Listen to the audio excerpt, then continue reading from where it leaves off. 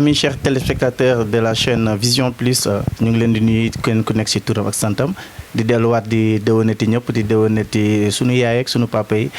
ba tax na tey jii na ñu ngi fii nga xam ne que ni mu ngi Yoff Ndangaañ comme ni nga ko tàmm di defee saa su nekk rek ñu ñëw tey ji seeti sunu maam sunu papa sunu xarit ku ñuy wax Mbaye Babacar Nguirane nekk jaraaf fii ci Yoff aussi tamit également ba tax na duñ koy ñëw dalal ko ci sunu plateau bu ñu naan chez nous dalal ko bu baax jaraaf ñu ngi lay nuyu bu baax. ñu ngi lay fay. waaw ñu bàyyi la nga nuyoonte ak ñi nga xam ne ñoo saamu di seetaan Vision Plus. maa ngi leen di nuyu bu baax di leen sant di leen ñaanal yàlla itam ci jot gi nga xamee ne xarañteefu doomu àdduma yóbbu na ko ci bokk na ci lii gën a cher ci àdduna ëpp fi njëkk ngeen nama ko jokkalante ak ñun ñu ngi ñaan yàlla mu dëxiñ ci barkeem loolu ci ay xeewalam ba ñu bañ a sànq suñu jot ci lu ñu juralul njëriñ. di leen wax ne aussi tamit bokk na ci nit ñi nga xam ne que ni daf ñu ibbil buntam bu baax a baax malgré que le temps moo tax jaraaf tey du ñu ñëw pour waxtaan ci maanaam du ñu ñëw nuyoo si ba pare déwénati si la bu baax a baax aussi tamit di la yëgalaale tamit maanaam fi ñuy nga xam ne mooy Vision Plus nekk chaîne bu nga xam ne que ni dafa nekk ci réew mi nekk ci dëkk bi maanaam gox bii di Yoff doon lu bees dañ ci tàllal loxo tamit di si sàkku ñaan mais taataa loolu du ñuy dellu si waat si nan la jaraaf nekkee ak korité bi. ñu ngi ciy sant yàlla bu baax ndax 3 fois 10 jours. fukki fan yu nekk ak la ñu ca yàlla dig ba fanweeri fan yi jeex ñuy sant yàlla ci boobu la mbékk ndax yàlla moo di ki xam lépp am lépp man lépp te lu mu diggee dafay def li mu diggee ci fanweeri fan yi ba ci laylatul qadr mu doxiñ ko muy suñu kumbu wande yàlla may ñu ci ay tegtalu yaakaar ci lenn ci ay bés ca njeextal la loola ñun dañu ciy sant yàlla bu baax te di ko ñaan moom yàlla ndax ku ko nama ñaan ku nekk njàlbéenul di ko sant ndax kii ko sant kooku lay dolli dollante la ñu ñaan ko mu dolli ñu ci ngëneelu koor yi nga xamee ne nee ne moom moo koy fayal boppam du lu muy dénkaane du lu muy sant kenn ngir mu defal ko ñu ci ñaan yàlla mu defal ñu sutura ndax sa taaru léppi àdduna ci la ko yàlla dëxiñ bépp ngëneel bépp xeetu ngëneel yàlla dëxiñ na ko ci biir sa taaru yàlla ñu dimbali ci barkeb samad barkeb allahu waahidun ahad barkeb samat ñu ngi ñaan yàlla daal réew mi yàlla def fi jàmm mu def jàmm itam ci Yoff gi nga xamee ne mooy jur Ngor jur Wakam meññ fukki penc ak ñaar te Ndakaaru mooy bakkanu réew mi bu amee jàmm réew mi am ko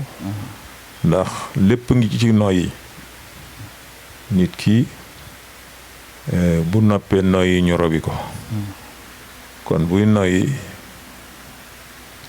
war na ko def ci sant ak dexuñ ko ci loo xam ne bu jebee mu jur njariñ mu jur ngëneel itam ndax yàlla day fay dige na xuppe na waaw moo tax buur la bu ñu bëgg lool ñeme ko lool wante buur la itam boo xam ne dafa wax ne àjjana dana fees te nit ak jinne koy feesal safara yi dana fees te nit ak jinne ñoo koy feesal ci diggante yaakaar ak ragal googu daal ci la ñuy yeewoo bu ci tey yi di ko tatan suñuy yoxo di ko wax ne ko askan waa ngi nii xeet waa ngi nii xeetu sidina muhammadu rasulullahi sallallahu alayhi wa sallam bi ñu bëgg mu boole ñu ci ñun ñëpp mu defal ñu yërmande ak sutura. ne naka la jaraaf di nekkale ak ñi nga xam ni ñoom la bokkal dëkk bi ci wàllu koor maanaam wàllu social bi dem beeg dikk bi nga ko sax amaana sax nit ñu bëre danañ di ko ne ba duñ ko di bëgg a wax wante jaraaf est-ce que mën nga ñu wax de nan ngeen di nekkee si wàllu social ak population bu Yoff. waaw xam nga nit tur yu bëri la am. costeefu borom bi la te gis nga yàlla. dañu koy wàññal 99 ba 100e nom. nit it dafay am ay tur ci tur yooyu dañu ëppalante daraja. wante tey bariyaana boo doon laaj jaraaf Babacar Mbaye Ngiraan Bang dañu na laan jaraaf. moo ne am naa yeneen liggéey yoo xam ne. lu jiitu ma doon jaraaf ba fi ma toog di waxee yow maa ngi ci di ko liggéey. macha allah daanaka loolu mooy sama source de vie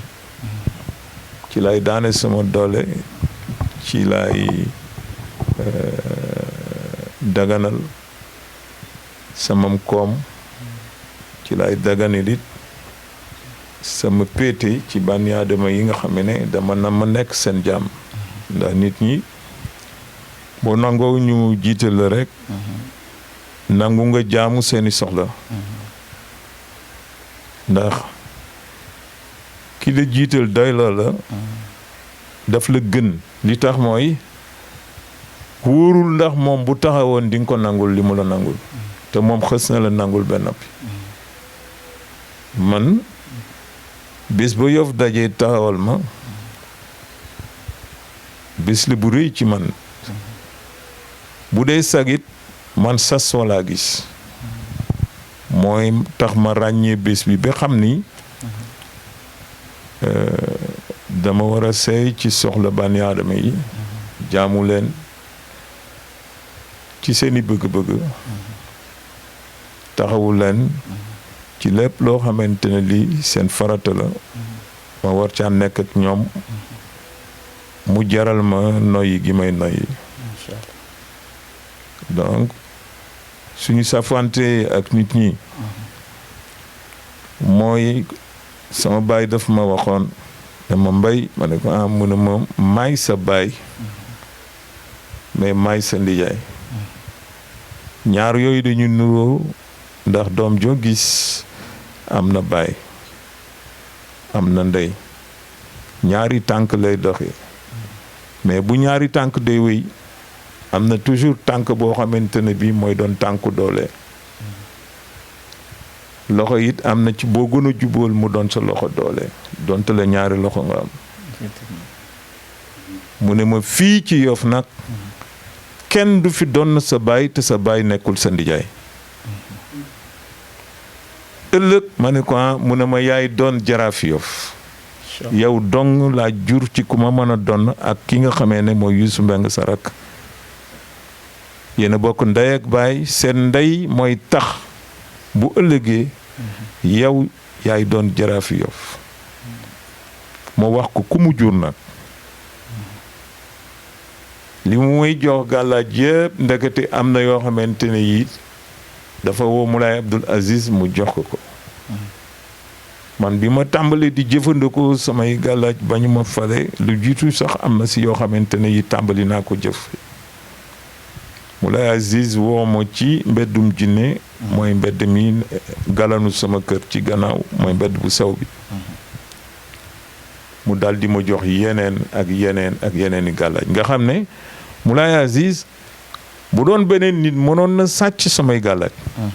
sama baay da ko jox mais mu am ngor gu day ni mu téléphoné ma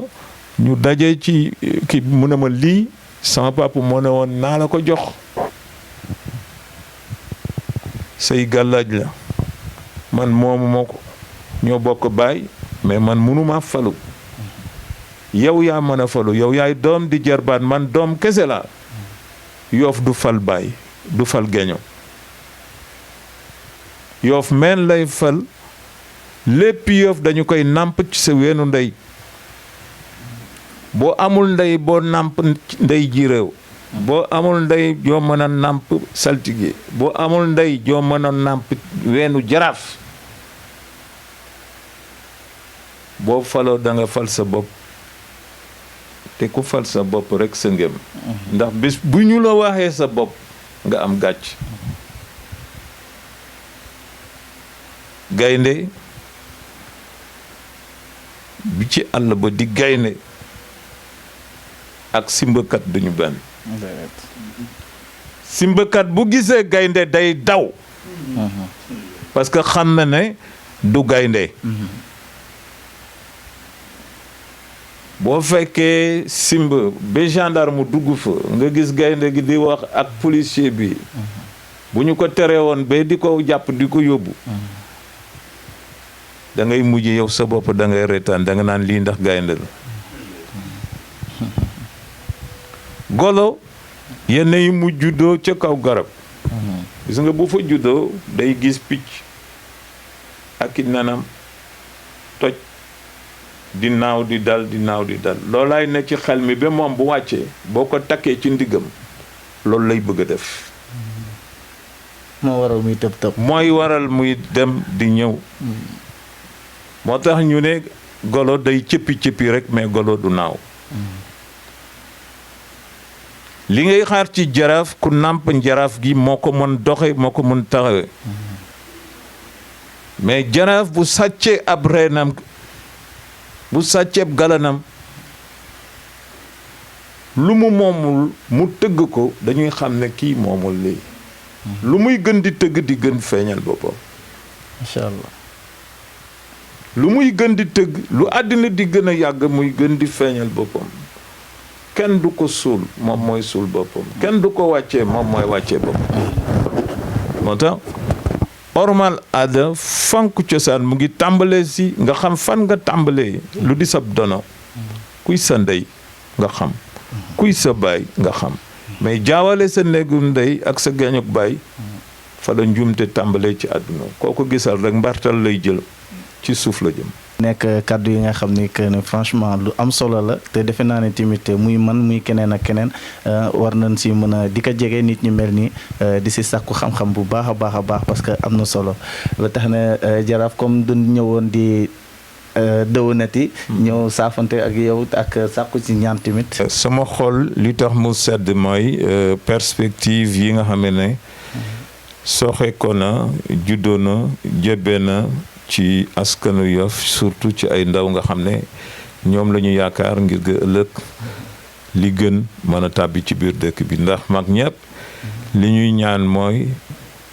jiitu ci bàmmeel bàyyi fi ay ndaw yoo xam ne ñooy mujjee doon mag ay ndaw yoo xam ne ñooy mujjee taxawaay yi nga xamee ne moom la ñu yaakaar ci Yoff communication nag dafa nekk un outil de développement boo xamee ne tey lépp lu dox moo ko doxal tey à la minute man nga joxe information boo xam ne bu laa mat juróomi minute àddina yépp wërngal kap mën nañu cee jot ndax wesaaro goo xamante ne gii mu ngi soxe ko mu ngi bàyyi ko ci communication donc communication dem nañu ba tudde ko pouvoir ñu ne bokk na ci pouvoir yi nga xamante ne bu jëkkoon dañ ko doon wax 4e 5e pouvoir mais gars yi nee nañu léegi communication bu nekkul premier dafay nekk 2e pouvoir ndax bari na ku jóg moo la yóbbu ca njombaxtal la nga falu bari na ku xalangu daanu communication ba mooy am défaillance nga xalangu bañ di la jeex kenn dootu xam foo nekk am na ñoo xamante ne ñi communication moom moo leen tal am na ñoo xamante ne ñi communication moom moo leen fay tey ci tey Yoff bari na loo xam ne ci lu nit war a xam xamaguñu ko ndax communication bi fa mu war a yegg moo tax télévision yi doyul il en faut encore et encore ndax suñu civilisation suñu valeur de civilisation yi nga xamee ne yàlla baaxee nañu ko dañu nekk ndi en jachère maanaam xam nga tool dinañ ko buural mooy tool boo xam ne nañu ko waroon a baye bayewuñu ko noonu dañuy bàyyi sax xayaay di ca sax di ca sax di ca sax ba bés ñëw la wowoon mujj nekkaat suuf mu nekk humus maanaam mu mujj nekk fumier nekk ingrédient buy dundal maanaam suuf sa li nga xamee ne nag moo nekk ci Yoff di cosaan di xam-xam bu nit war a xam fañ ca war a yegg ci càmbar ko ci saytu ko yeggaguñu fa bari na lu goneb Lebu di déglu di ko dégg aaday keneen lay doon cosaanu keneen lay doon mais aada Lebu cosaanu Lebu jubagul bu jubee bu keroogee danañu xam lan mooy Lebu lu ñu war a jàngale sama papa bu ma mosee di jàngal daf may wax ne dañuy jàng ak Lebu ni ñuy jàngee alxuraan maanaam dañu ciy dal ba di ci am tolluwaay foo toll am na feneen beneen colline boo xamante ne war nga fay yéegaat ascension la boo xamante ne bi infini looy gën di dem di gën di xuus pax mi di gën a yaatu ngay gën di nuur xam-xamu Lebu géej la xam nga yàlla dafa def na sax ba Lebu ci géej la nekk ndax tànk mooy Ngor Wakam Yoff mooy fi tànk yam boo noppee seex yi tànk ci géej gi nga jëm te xam nga nit du jën géej nag yàlla dafa wax ne dafa dëxiñ loo xamante ne li joor gi àttanu ko te adduna bi 3/4 yi ñetti xaaj yi yépp ndox la as tuut moo ci nekk suuf moo ci nekk maanaam joor li ci des yéppam ndox la moo tax ñi yaakaar ne sax bu yàlla namee tukkal àdduna day ndar kapp li des ci suuf si rek géej gi war naa su ko lépp dim ndox te xam nga ne bu keroogee nit bokkul ci ñi nga xamee ne bu ñu nuuree no yi ku ci nit ku nuur yaa ngi yàkkamte fitti boo fittiwul jaaxal say bokk day mel ni roplaan bi daw ndànk nga koy seetaan foog na fa la yam mu daw bu baax nga foog na fa la yam mu déqi jëm asamaan wante lu mu naaw bu dalul jaaxal ña taxoon mu naaw lu ne mission la mission bii leen yàlla jox nag ngeen war ko def yàlla na leen ci yàlla defar réussite et franc succès allahumma amiin nit xamul dara nit amul dara nit mënul dara yàlla moo am ay dogalam boo xoolee njeextalu suratu Yaasin dafay wax innama amruhu iza arada shay'an an yaqula lahu kun fayakun yàlla dafa wax ak àdduna c'est par la parole qu'il a créé le monde daf ne àdduna nekkal àdduna nekk moo tax wax bu baree rek jur njumte parce que mbirum yàlla la da dul yëfu nit wax c'est divin mbirum yàlla la boo gisee lenn ci buur yi bu ñu mosee wax ren bu ñu laa waxati déwén diggante bi yëpp dañuy jat seen kaddu at dorox moo tax ku yeb wax rek wax dana la masa njuy bés te accident wax kenn du ko constaté nit bu juumee ci wax xëtt na lu kenn mënut a ñëw moo tax boo ci nekkee waruloo tàggoo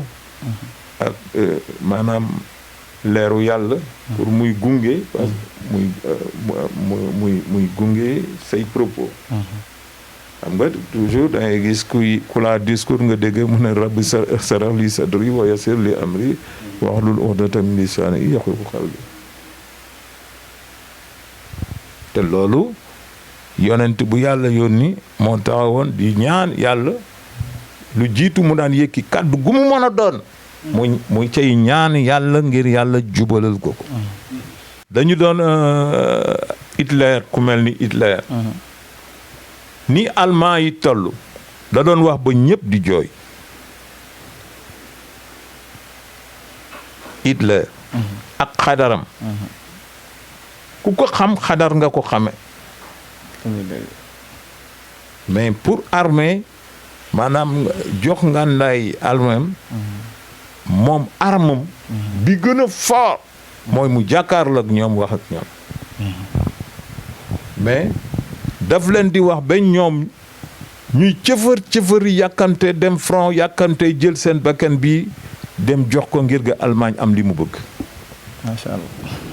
Hitler bi ci communication. ci communication. général de Gaulle noonu la meloon moo tax lu ëpp ci ñi ko gënoon jege ñoo doonoon les écrivains de l'époque ñooñu ñoo doon bind téere yi gën a xereñ ci wàllu littérature ñoom Albert Camus dañ nekkoon ci booram taf ko di ay Jean-Paul Sartre ñooñu ay jege ñaale général de Gaulle la ñu woon moo tax de Gaulle bépp discours boo dégg mu wax ko yorul kayit te boo ko doon tey càmbar ay discours am yépp ay discours académique la ni mu ko waxee boo ko bindewoo noonu du am faute ci ponctuation du am faute ci morphologie du am faute ci syntaxe day doon loo xamante ne lii day doon lu rigide dans la grammaire lu kenn mënul jalgati loo xamante ne lii ni mu ko waxee il avait un discours littéraire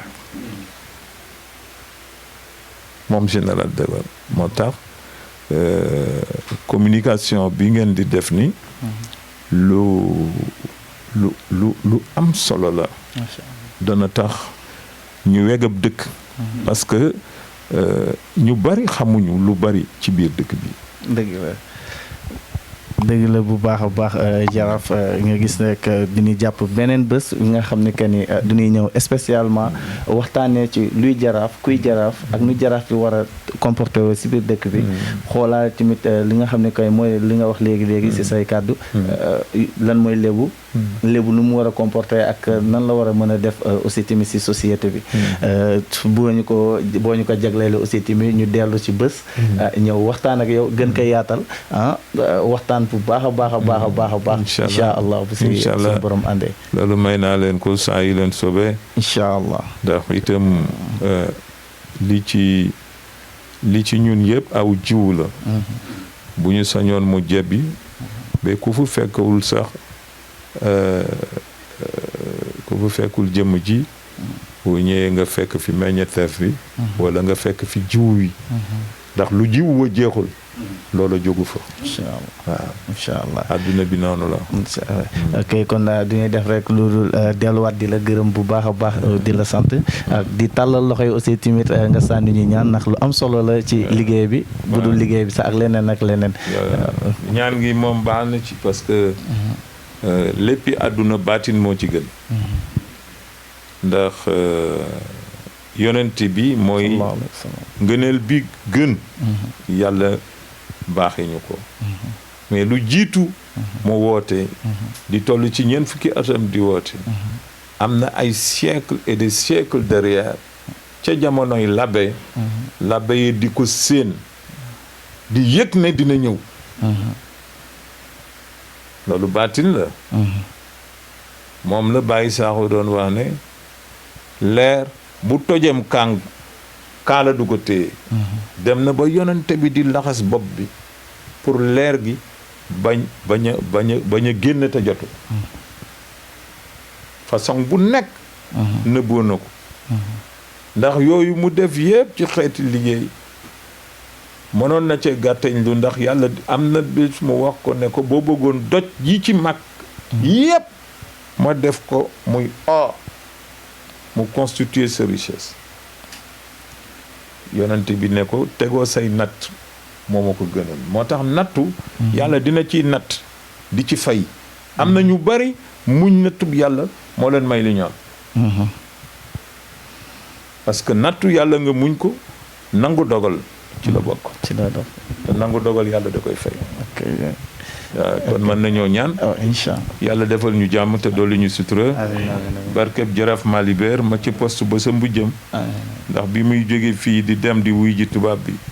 def na leen bu ma demul tubaab bi mooy attaqué Yoff wante kon bàyyi leen ma yoole sama bopp Yoff des bi te gis nga ba tey Sambé na ngi ni Malibert Samb la sant wante Malibert a Boner la woon Boner boo xamante ne bii Boner bu tedd bu sell boo xam ne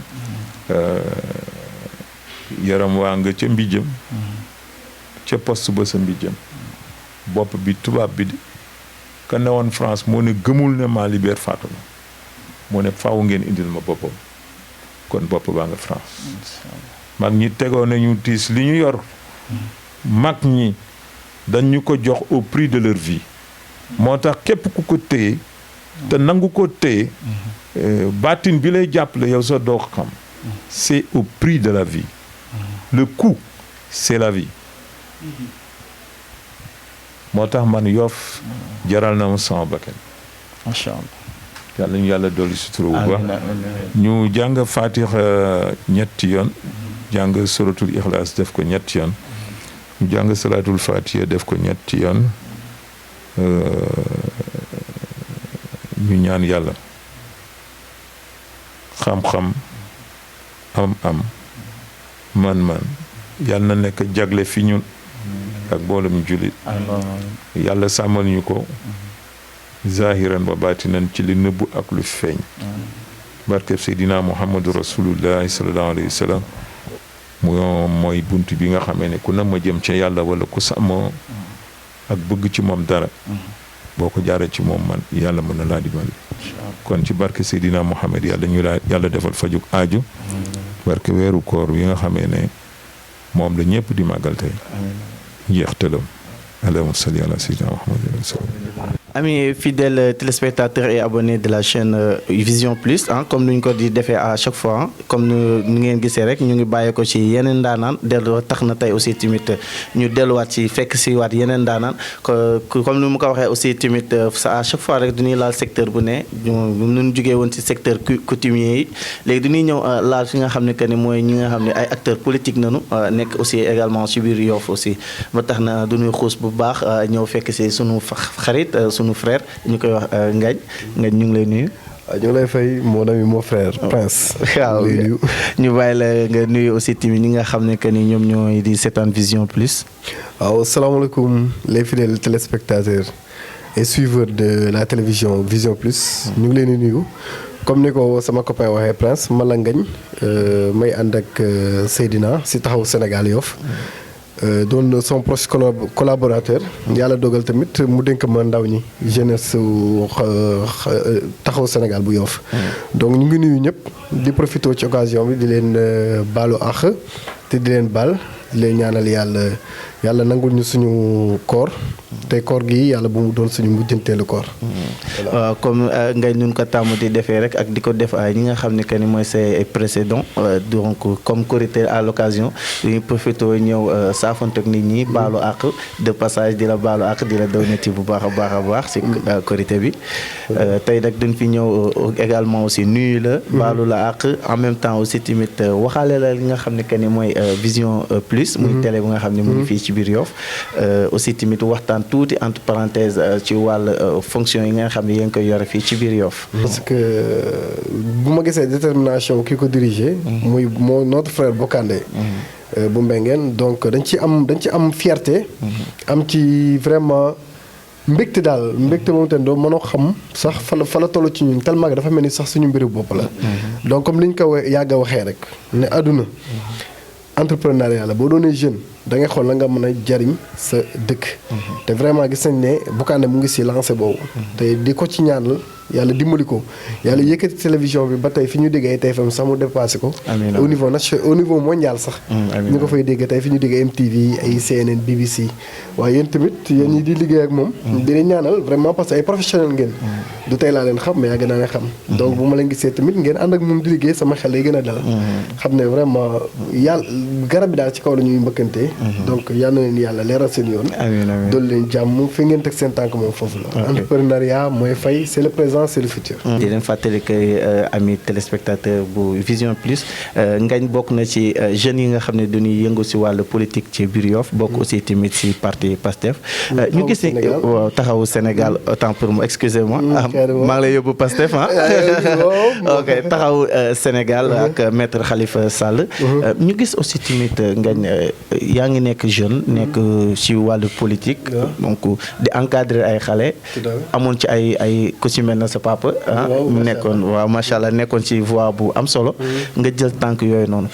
pourquoi la moo la poussé nga yegg si foofu waaw xam nga man moom bi ma nekkee xale dama judd rek fekk sama papa di politique léegi nag étant jeune ma amoon occasion di ànd ak moom nag ci yenn milieu yoo xam te ne daf ko doon fréquenté léegi bi ma nekkee xale nag ci la ma passion boobu dugg nag te yàlla moom dafa dogal man j'aime servir man daal yàlla moom mu bindee ne man dama bëgg daal di servir nit donc boo bëggee servir nit yaakaar naa mën nga ko def façon bu ne mais am na façon moom te ne tey moo gën a yomb mooy nga jéem a xool fii nga xamante ne fa la ñuy dogalee nga def la tout ba jéem a dugg foofu yaakaar naa ne ndimbal mi foofu lay gën a yaatoo foofu la ko yàlla tamit di gën a barke la parce que àdduna moom c'est le temporel et le spirituel côté spirituel am nañu ko gérer ñun côté temporel nañ def la tout ba intégré ci pour tey gis-gis yi ñu am pour suñu dëkk gis-gis yi ñu am pour suñu morom ak suñu wéyjur foofu lay gën a mën a yomb pour ñu mën ko exécuter maanaam bëgg servir suñu moromu nit loolu moo tey moo ñu comment dire moo ñu encouragé tey si yoonu politique ba tax na pourquoi politique ñu gis ni la plupart du naan ndaw ñi politique këf moo leen ci yóbbaale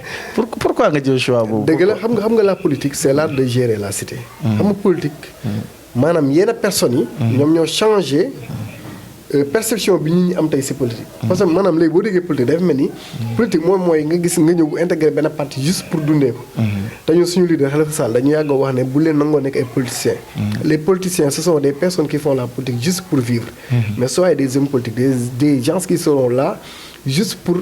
essayer de trouver des solutions pour l'amélioration des conditions de vie des populations ñun nag loolu tey moo ñu amélioré parce que le terme politicien c'est un terme péjoratif boo xam te ñii ñi ñoo ko créé woon di tooñ ñii di def politique naa ñi ay politiciens juste parce que dañ ko def métier alors que la politique c'est pas un métier mais c'est juste un engagement pour essayer d'améliorer les conditions de vie des populations moo tax man tey je me réclame plus homme politique que politicien. côté social bi ñu gis aussi tamit récemment ci weeru koor gi macha allah ngeen def initiative bu rafet ak le futur maire je peux dire Baye Seydina ñu gis ni ngeen def initiative bu rafet def distribution de ndogu dimbale ci ñi nga xam ne que ni seen loxo jotul seen ginnaaw excusez-moi de terme waaw ñu gis initiative bu fu mu jógee lu ko waral moo tax defoon nañ ko bien avant te tamit avant sax ñun organiser nii comme ni ñu defoon Mbengeen après def ko fële Secours sans frontières doon nañ partager ay ndogu mais daaw ñu ko defee kon technique boobu mais jusque dañu ñëw dajale kii après nit ñi ñëw ñu jox leen wala ñu dem yóbbu leen mais jusque xam nga dëkk bi bu amee fu mu toll ñun ay opposants lañ on n'a pas de pouvoir on n'a pas de millions mais on a des partenaires on a profité de nos partenariats avec des gens de l'extérieur qui ont les moyens ñoom ñoom partenaires ñuy jàppale pour aussi ñu jàppale ñi parce que weeru koor nous sommes des musulmans te weeru koor weeru promotion la ni ko gars yi di waxee donc kon ñun suñu sacerdoce mooy dimbali suñu nit suñu mbokk donc pourquoi pas weeru sell ni weeru koor ñu def le tout tamit ba dajale nit ñi ñu ñëwaat partager ñun de bons moments autour d'un repas comme gars yi ñu ko waxee suñ koy forcer yi weewu bay est-ce que c'est pas une stratégie pour toucher le cœur de la population yofoise non bon am na ñu koy xalaatee noonu mais ñun tout au fond du politique moo ñu animé loolu parce que bu fekkoon ne loolu rek lañ bëggoon peut-être mënoon nañ ko defee beneen façon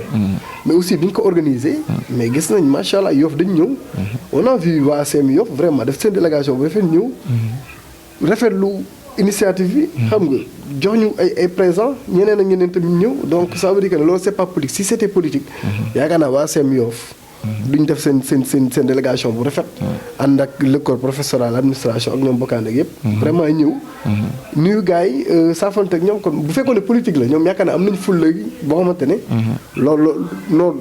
doo leen gis ci yooyu mais c'est juste social nous sommes plus sax booy xool orienté vers le côté social que politique du ñu dégg aussi tamit ñu ni parti bi nga bokk maanaam kuréel bi nga ne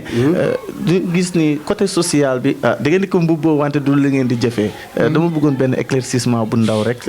pour téléspectateurs tu sais nag àdduna nul ne peut faire l'unanimité maanaam tey mënoo ñëw ne man damay yëngu ci lii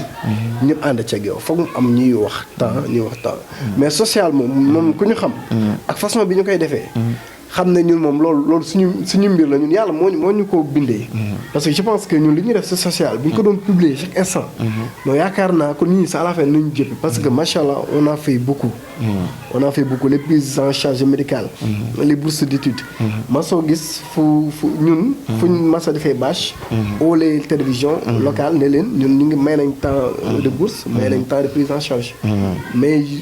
on a fait beaucoup. mais jusque loolu ma lay wane nekkoon ñun si côté social bi. lu nekk ci ñun la daal. mais utiliser ñu ko juste pour am nit ñi parce que nit ñi aussi. booy seq ak ñoom. comme ni ko Seydina di waxee seqal ak ñoom lii boom te ne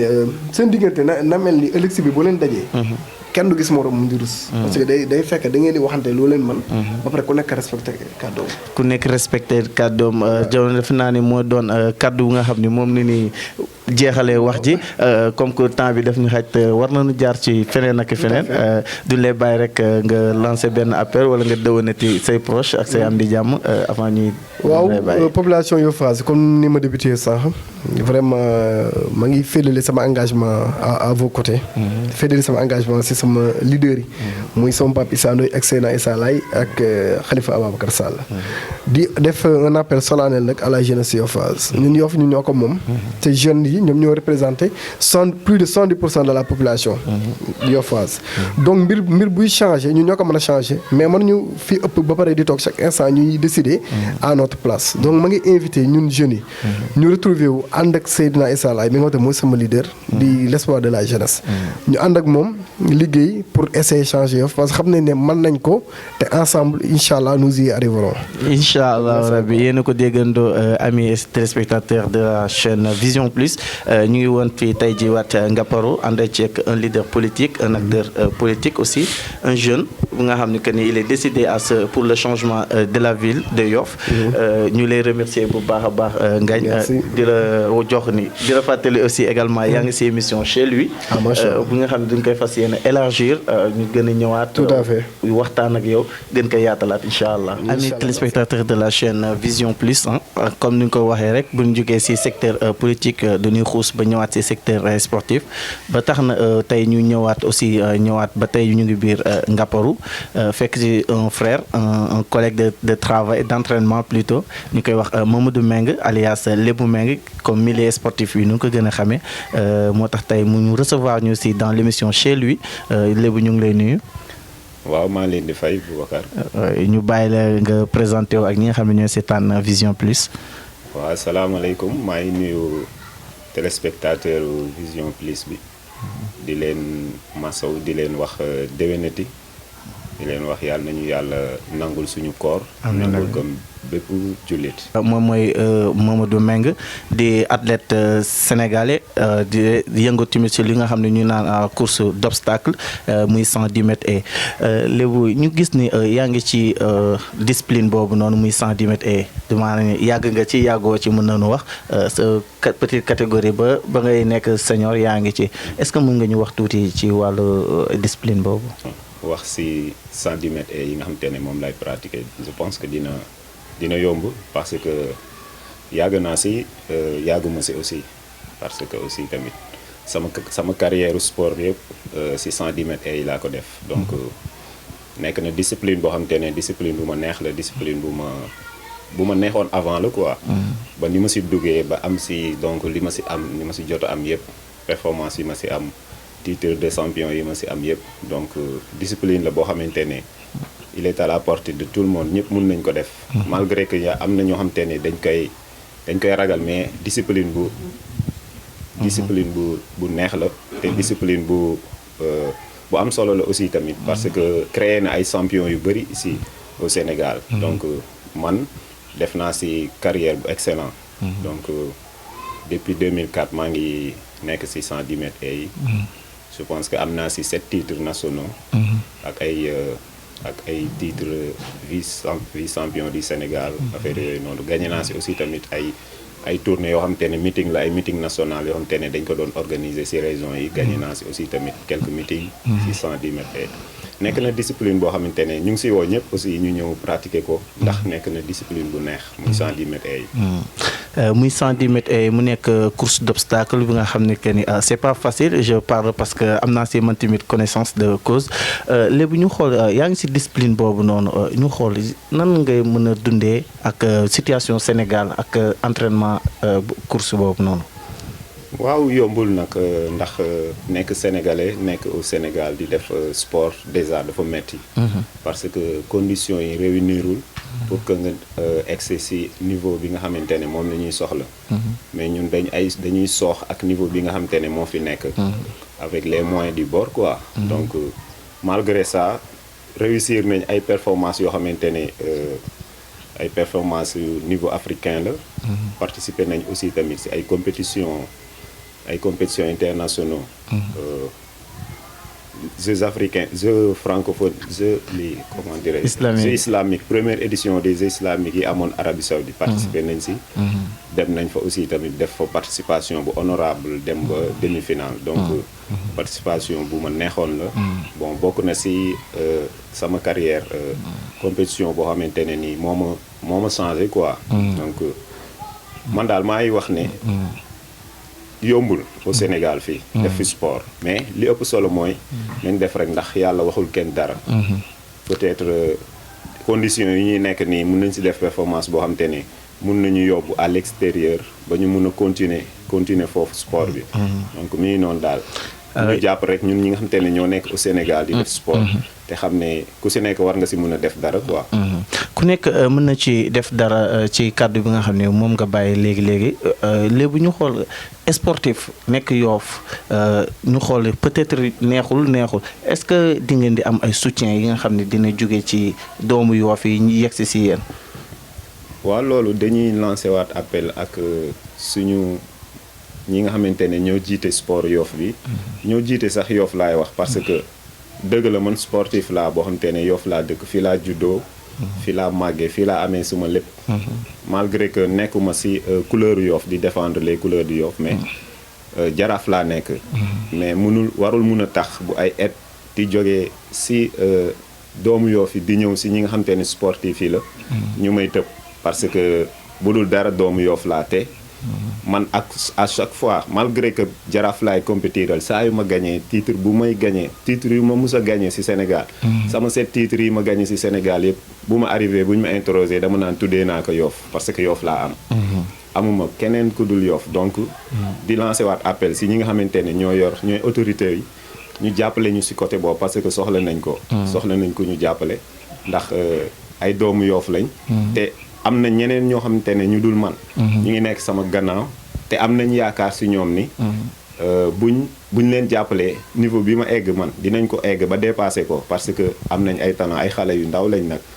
mais à chaque fois saa yu ñu defee ay sorties dañ leen di mentionner quoi di wax ni ñii war nañ leen mën a jàppale donc mi ngi noonu quoi ñu jàppale bu ñuy defati joxeeti ay aide nañ tourner xool ñi nga xamante ne ñooy def athlétisme fii ci Yoff parce que soxla nañ ko bu baax.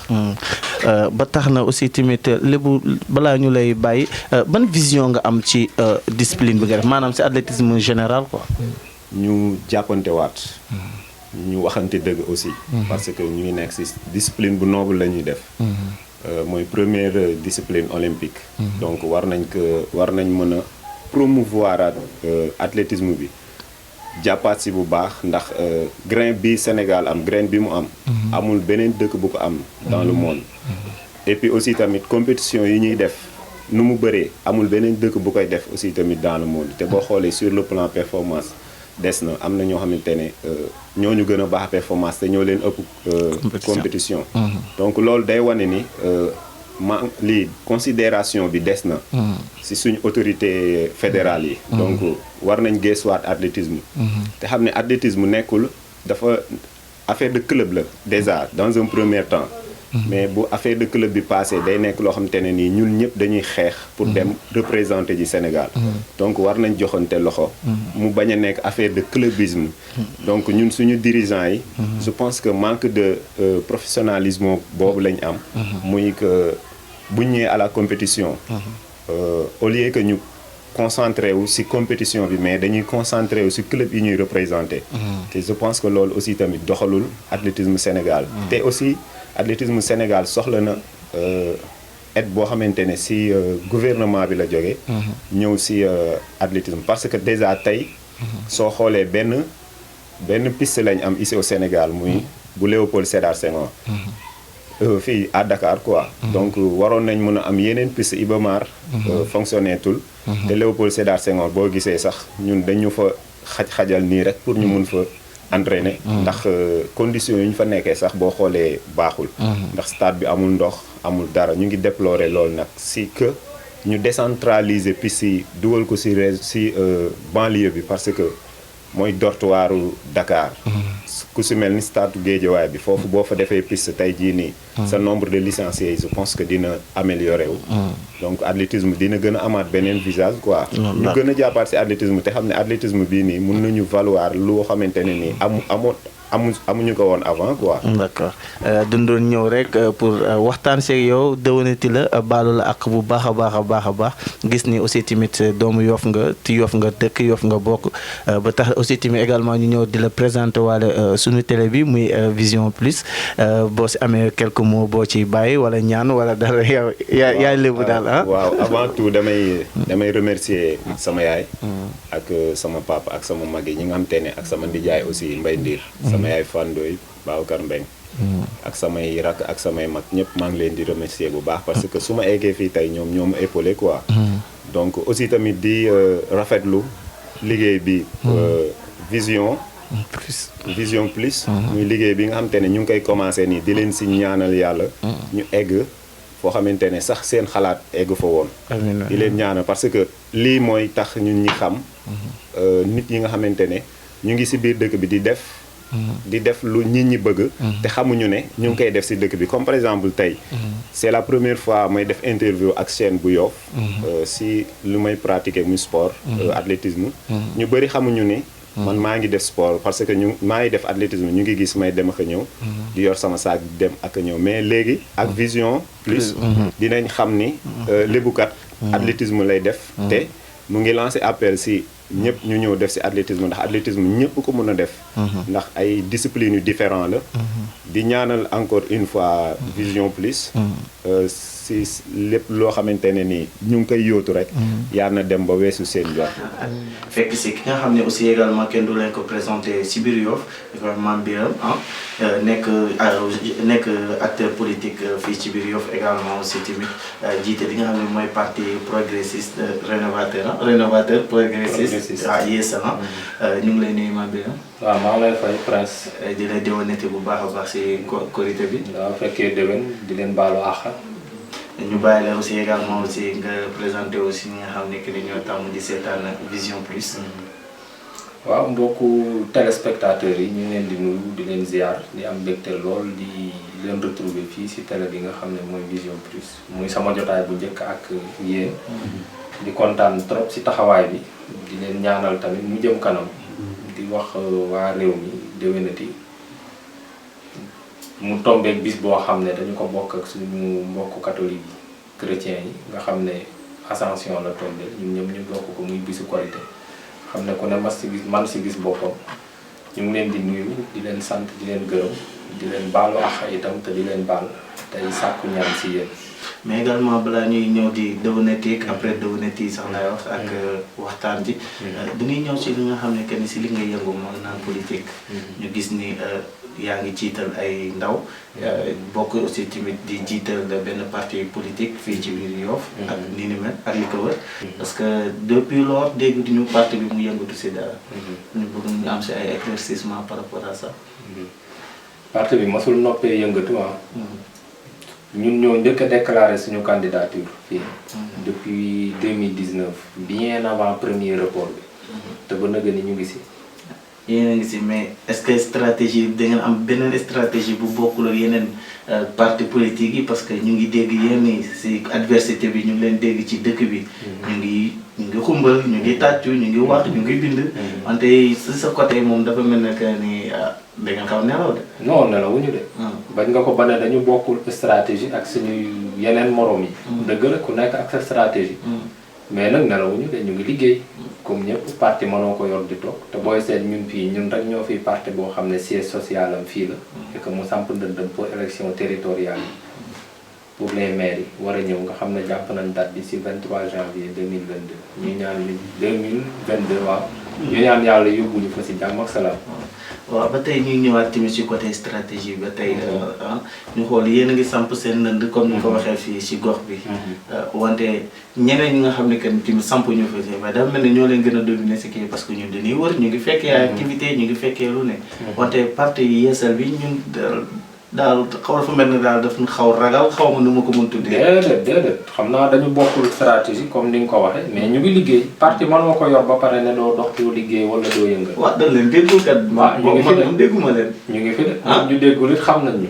waaw élection kenn du fa dem te préparé woo ko te kenn du dem élection itam te si préparation bi boo àggee ba campagne xanaa loo toog di nga campagne. wala doole jee bu doole yee tolloowul wala. amaana yàlla xam ku ëpp doole. waaye loolu yëpp dina leer. si ngoonu élection yi bu soobee yàlla. ci ngoonu élection yi si lay ñëpp di xeex si lay ñëpp di xam kan mooy kan si la ñu aussi tamit xam kan moo war a mën a jiite gox bi ñu naan Yoff. ba tax na balaa ñuy gën a xóotal sax si loolu dañuy ñëw ci parti bi. dañuy force weewu bay parti bi neex na parti bi neexul. parti bi jàdd na koñ parti bi jàddul koñ. lan mooy objectif u parti bi ak ñu nekk ci parti bi lan mooy seen en réalité. lan mooy seen rôle. waaw parti bi c'est bien structuré ñi nga xam ne ñoo si nekk ku ne am nga sa rôle man ni ma nekk président la amee bureau politique bi ku nekk am nga si sa wàll. objectif u parti bi nag mooy à partir des élections yi nga xam ne moom la ñu jëmal nii te jëm si. lépp lu ñu dab dañuy participer. ba nañuy nekk candidat présidentiel si kàttanu yàlla. dafa am yoonam am na tournée nationale am na tournée départementale. boo xam ne dañ koy def am na tamit programme bu vaste boo xam ne mbir mi yemul fii nga xam ne fi la parti bi sosoo kese ndax parti boo gis dina am siège dina am fief. waaye nag buñ xësee ba taxawal ko c'est sur le plan national te commencé nañ ci def ay jéego bu baax. monsieur le maire comme ni ñu ko waxee léegi tantôt rek ñu ñëwaat ci ba tey aussi ci stratégie de campagne bi nga xam ne que ni yéen a koy tëral xool avoir les différents candidats yi nga xam ne que ñu ngi fi biir Yoff fas yéene incha allah janvier 2022. bokk ci jongante bi nga xam ne pour jël bopp Yoff la. ñu xool ni. ñun ñëpp adversité bi ñun ñëpp am na façon bu ñuy yëngatoo. wante dina ni waa Yeesal sur tous les plans que ça soit sur milieu sportif que ça soit sur la communication. que ça soit aussi également sur l'éducation et tout ça dégguñu si gisuñu si Yeesal. qu'est-ce qui se passe pourquoi dafa am faillite da ngeen stand-by da ngeen daanu wala qu'est-ce qui se passe. non ñun daanu loolu balaa nga koy wax sax da nga koy wax ak ku jóg ñun jógaguñu bay daanu beneen affaire bi. ku ne ak sa programme booy seet élection yi dañ ko reporté ba fi mu nekk nii xamaguñu woon kañ la am na ñoo xam ne jógoon nañ bien avant le premier report dañu toogaat diggante bi ñu xamulee fan lañ jëm tam ay événement occasionnel moo leen doon génne ñun dañu ne woon mënuñu def dara sans planning mënuñu def dara sans chronogramme mënuñu def dara sans tracer voie bi nga xam ne fi lañ war a jaar mais loolu yëpp pour ñu waroon ko def il nous fallait une date comme nag tombé ngeen nag bi ñu jàppee date beeg léegi daanaka matul une semaine fi mu ne di nga mën a dérouler say activité politique mais bu dul loolu tamit am na activité yoo xam ne ñu ngi ko daan def mais lu mel ni social beeg yi muy àndal ak yenn yu niroog moom dañ dul médiatiser lépp daal am na ñoo xam ne proximité yi ñu def gars yi gis leen mais nous on juge pas nécessaire ñëw seet si la presse toog ak yow médiatiser la yóbbu nar ko def feneen ku nekk daal ak sa stratégie mais nag ku dërmal élection di nga def activité di nga tracer sa voie di nga def prospection ba pare tamit di nga def campagne effectivement en parlant de social boobu sax nga ñëw wax léegi social bi moom dafa mel ne dafa dem ba doon benn challenge entre politiciens parce que booy xool politiciens yi nekk fii ñëpp képp ku bëgg aussi tamit également jël gox boppu Yoff donc si social ngay woowee nit ñi stratégie la wala dégg wala man je ne comprends pas parce que si ñëpp si loolu ngeen di dox te booy xool la plupart surtout ñi nga xam ne que ni ñu ngi soogee jóg jëlee moom nu jël comme arme daal je peux dire moom nu jël. waaw gis nga mbir moo gis sutura da si baax. gisoon nañ ko fi si Covid bi waa maire bi daan def lu ñaaw benn butéelu eau de javel benn saabu. ak benn produit bu ñu si manti boole. mu jaral la ñu filmer la comme si yow loo manqué woon na wala loo xamul woon na ñeneen ñi am nañ feneen fu ñu koy jaare mais man concept bi nit ñi di def. ba buñ lay fekk te laajoo ndimbal sax buñ lay dimbali si film la wala def ak yow affaire am na foo xam ne ña nga xam ne ñoo aajo woon dimbali sax duñ ko rafetlu social bi tamit si politique la bokk mais ñi nga xam ne moom rek mooy seen programme man dama jàpp ne ils sont en panne d'idées parce que y a une politique de masse y a une politique idéologique nit ki da nga koy conscientiser ñëw wax ak moom mais pour man bu fekkente ne si social ak moyen kese nga ko mën a laaj wóoluwoo sa programme wóoluwoo sa bopp ba pare respecté wuloo ko moom aussi ñu bari dañ naan wuti naa xaalis indi naa def naa ko fii mu ngi jàppale dëkk bi waaw mais attends boo xësee ba ñëw ba falu ba yor budget war a liggéey ay orientation la bu fekkee yow préparé wuloo woon sa bopp lu dul si social kon xanaa xaalis bu génn produit yi nga koy def ko social ba pare social boo xam ne dafa sax tam baaxul si askan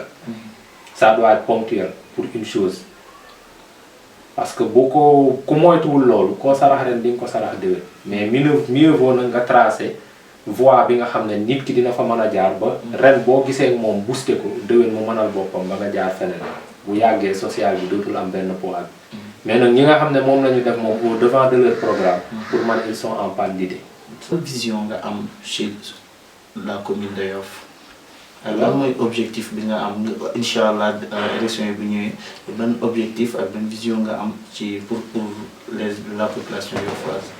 waaw xanaa taxawaayu maire parce que candidature maire tamit lu fort la ba pare élection lu jaaxal fa nga xam ne fa la ñu jëm ak Yoff mooy liggéey dëkk bi sur tous les plans mais man li jiitu ci sama programme mooy extension Yoff ba pare bala nga ne naam danga fay nekk Yoff géej gi mu ngi boos bi na yokk ba pare te liñ ko war a yokkee mu ngi fii buñ ko yokkee ba pare infrastructure yooyu nga xam ne moom lañ fa war a def soxla nay équipement yooyu buñ ko fa defee mu doon pour les autochtones ñi nga xam ne boog seen cosaan fi la ndax bu ñu ko organiser wul dina am noo xam ne population bi day tas wala du ñu xam fan lañu jëm yooyu nag buñ ko defee ba pare li ci des aménagement cadre de vie la et une bonne gestion budgétaire maanaam fexe ba foncier bi jaar yoon équipement yañ fay def ñu def ko fa ñu ko war a def argent contribuable bi li nga xam ne moom la ñuy fayee ko mu doon ay taxes municipales ñu jël ko fañ ko war a jëlee dugal ko fañ ko war a dugal ba pare delloo ko fa ñu ko war a delloo loolu bu ñu ko defee budget Yoff yi nga xam ne en une année wala 2 ans nombre de milliards yi ñu ne moom la Yoff di am chaque année ci budget defe naa fu ñu ko def ñaari at nga gis ni fii liggéey dugg na fi waaw rectifier nag bépp erreur boo xam ne maire actuel bi fi nekk jotoon na ko fi def parce que gis nañ ne bi mu fi newee 2014 ba léegi il nage dans l'erreur il tâtonne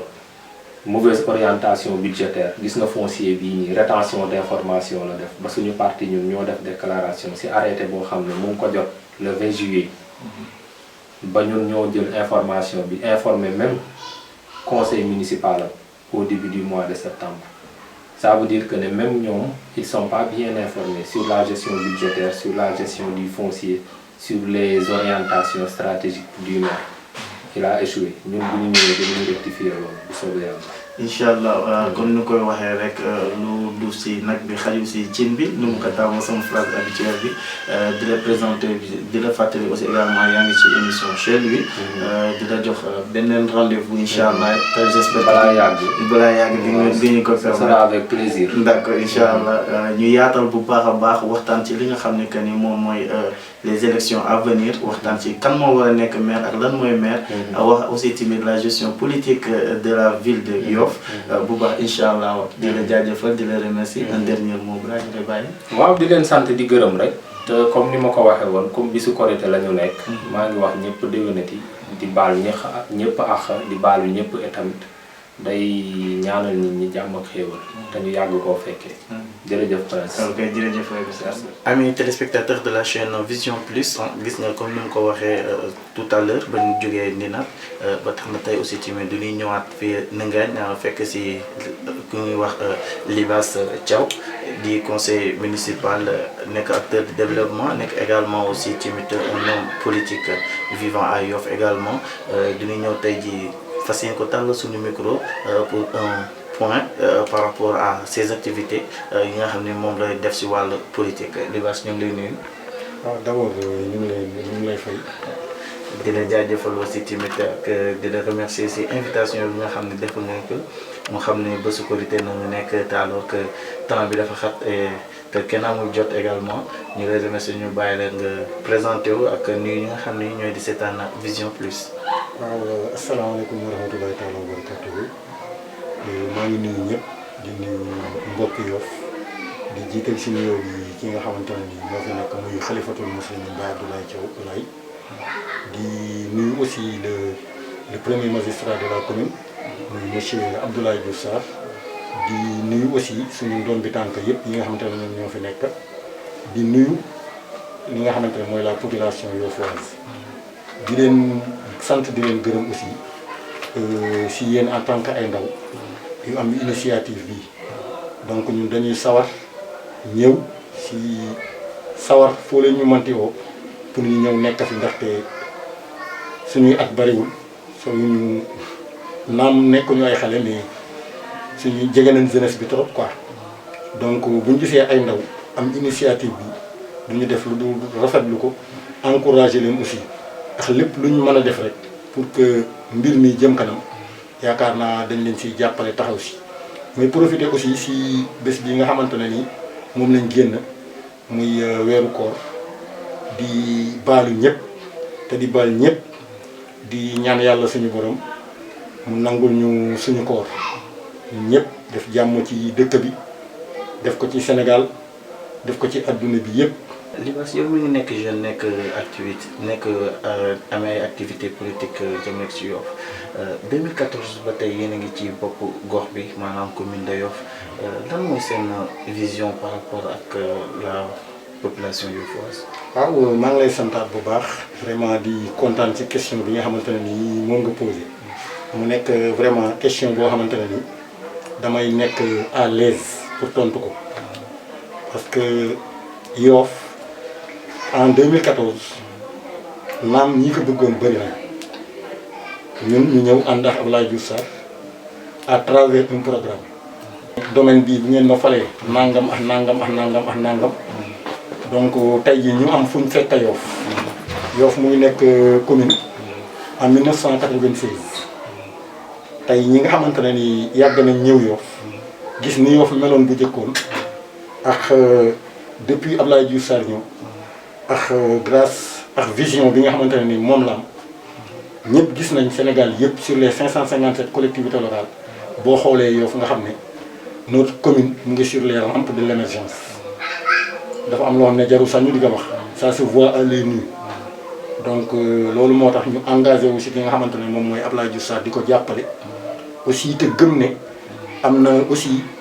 feneen fu mu gën a bëgg a jëme Yoff parce que dafa tàmm dans son discours di wax ne moom ambition ak ñun ñu jàppale ko si loolu